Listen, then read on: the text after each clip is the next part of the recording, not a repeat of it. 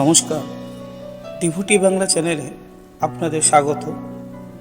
আজ আলোচনা করব স্বামী বিবেকানন্দর কয়েকটি বাণী নিয়ে, যা পরিবর্তন করতে পারে আমাদের জীবন।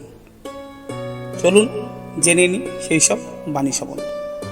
নিজেকে দুর্বল মনে করা সবথেকে বড় পাপ।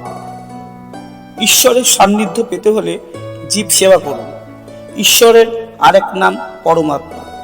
তিনি জীবের মধ্যে অবস্থান করেন।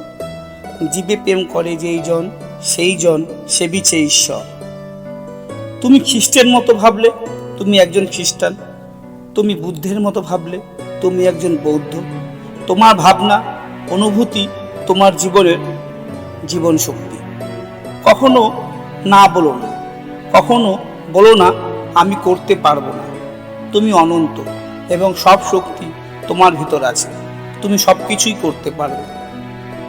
সে বিষয় ত্যাগ করো যা তোমাকে শরীর, বুদ্ধি ও আধ্যাত্মিকভাবে দুর্বল করে তোলে। নিজের প্রতি সৎ থাকা, নিজের উপর বিশ্বাস দেখাই সবচেয়ে মহান ধর্ম। যদি কোনো কাজ করতে করতে ক্লান্ত হয়ে পড়ো, তাহলে বিশ্রাম নিতে শেখো, কাজটি ছেড়ে চলে যেও না।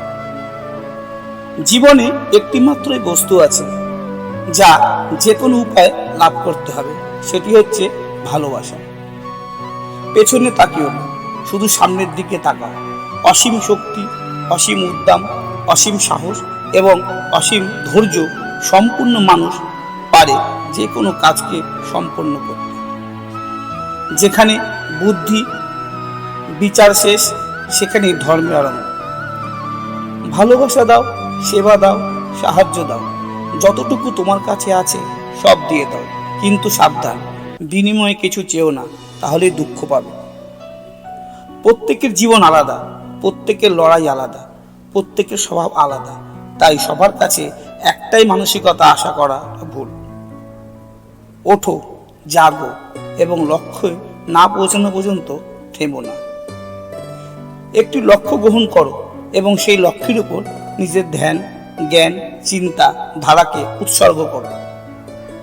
জ্ঞান, ভক্তি, যোগ এবং কর্ম মুক্তির এই চারটি পথ। প্রত্যেকেরই কর্তব্য তার উপযুক্ত পথটি অনুসরণ করে চলে। তবে এই যুগে কর্মযোগের উপরেই বিশেষ গুরুত্ব দেওয়া উচিত। আমরা ভিতরে যা বাইরে ঠিক তাই দেখি, কেননা জগৎটি আমাদের আয়নার মতো।